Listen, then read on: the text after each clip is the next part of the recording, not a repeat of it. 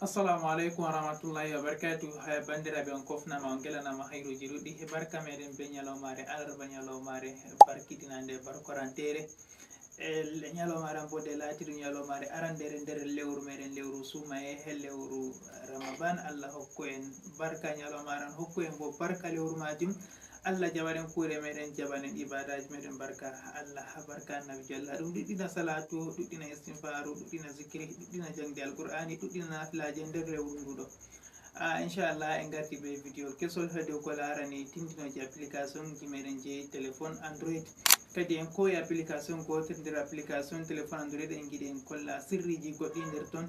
ɗum application ji to application meɗen je Zender. Inchallah application meɗen je Zender ɗuɗɓe anda bote Zender, woɓɓe feere kam ɓe ko yitiri Zender ɗo nastugo hosa yerɓana goɗɗo photo, ko yerɓana goɗɗo vidéo, ko yerɓana goɗɗo audio, be ko nandi majum. Timmi banni ɗo on tan nafuda Zender. To Zender ɗon mari sirriji ɗuɗɗi nder maji. En koyi en cendi vidéo majum épisode ɗiɗi. Kadi ɗon épisode premier inchallah to Allah lamiɗo hoddiri ha vidéo je metata bo en timmitinan vidéo majum to Allah lamiɗo hoddiri.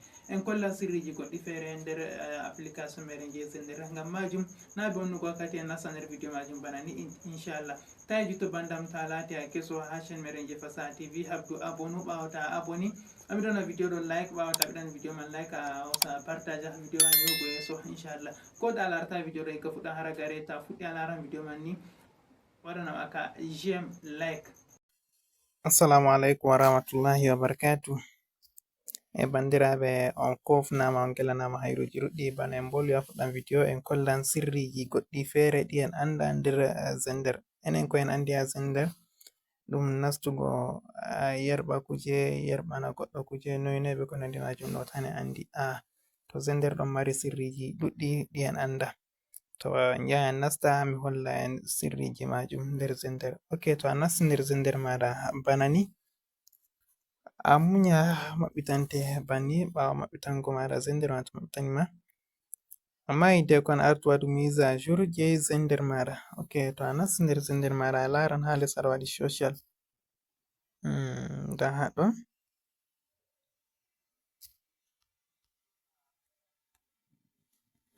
nda ha les aɗa yi aɗa waɗi social.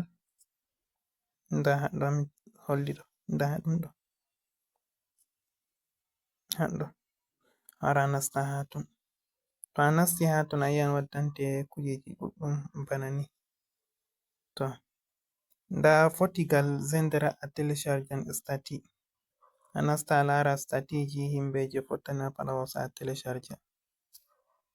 Nda bana limseji, nda ɓikkon jangirle, nda foto Shehu Ɗahiru Bauchi radiyallahu anhu.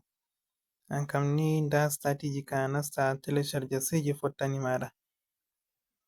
Yawwa banni on, ɗo on lawol majum.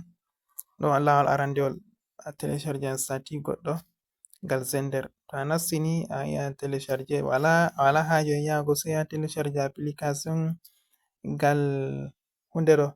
Telecharge application ha play store waje telecharge go stati, malla bo a nasta gal phonis a war nastu Zender maɗa. Phonis ma ɗo waddane publicité ji kujeji fere je hanai larego, musamman bana nder lewru sumaye ɗo en kanai en ndara kujeji goɗɗi kam. To gal Instagram foti to a nasti a waɗa open Instagram ɗo.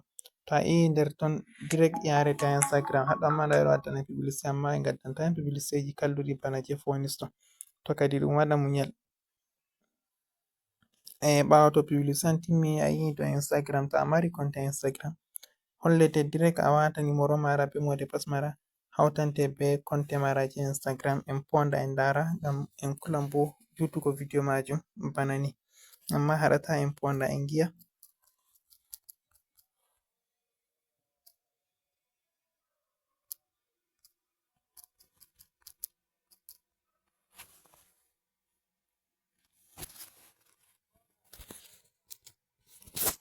Ok, en munya seɗɗa ni bandiraɓe.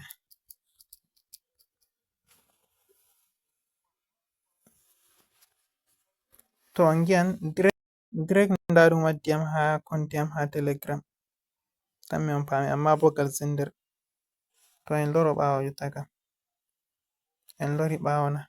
Nda Instagram, to a yi do Instagram ni so ara waɗa opening Instagram, ouvrir Instagram. Direct yareta Instagram mara yaro lara kujeji bane a yiɗi.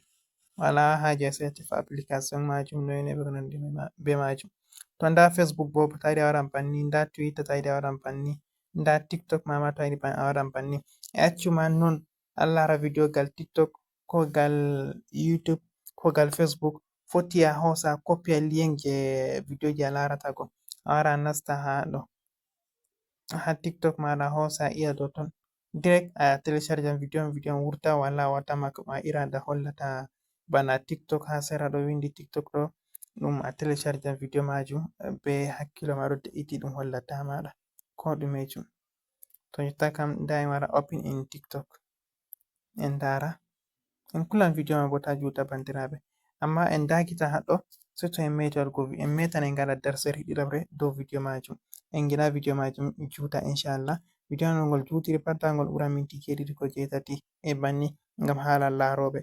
To Allah muyi en ngaɗan darsere ɗiɗabre dow ko larani zender inchallah. On kofnama on gelanama hairuji ɗuɗɗi duniya be alahira. Barka en be lewru sumaye, Allah hokku en barka lewru sumaye, Allah jaɓanen kuɗe meɗen, jaɓanen ibadaji meɗen. Bisalam, momoɗon biyeteɗo Abdul Kadir Abubakar. Ta jutu waɗan video ɗo like Usaini Bandam waɗan video majum Shem Usaini. Ta waɗani video majum Shem Usaini miɗo tori ha fahinta. Ta juttu ta latake no a keso a abonai no ha chaine amin je Fasaha TV. Habdu abonu ha chaine majum. Abonugo maɗa ha chaine majum ayiyan haɗo waɗi zabone a hosa iya dow zabone go. To a yi dow zabone ayiyan haɗo waɗi lunguru ni ayiya dow lunguru en to wadda a yi dow lunguru en ko ngartan ko tatton sai a hosa dow je ɓaleyel dow je doyayel ɗon hollata a abone ha chaine amin je Fasaha TV. Kala nde min ngaɗi video pat video man yahan tawe automatic ha telephone maɗa a yaha a lara be hakkilo aɗo de'iti a wala numo ko ɗume inchallah. Ɗo on ragare video meɗen Bandam.